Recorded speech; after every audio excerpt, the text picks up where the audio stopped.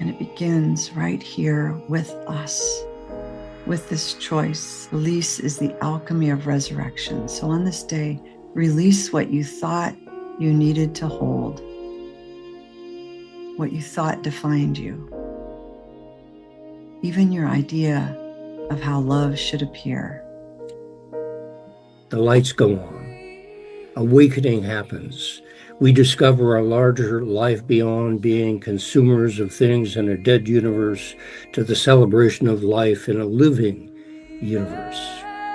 We are learning to live in a living universe.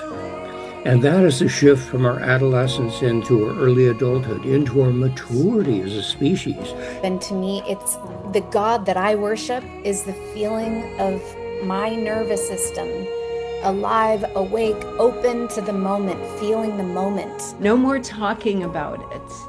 No more waiting for it to come. This is the moment that we've been called, and we've been called together. And I love what you said, Duane. It's not about changing the way we think.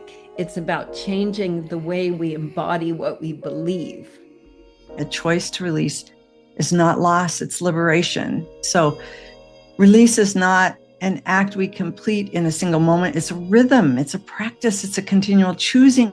As we embark on this 4-month ceremony that leads to 1-1-1, when we'll fully step into our full spiritual adulthood.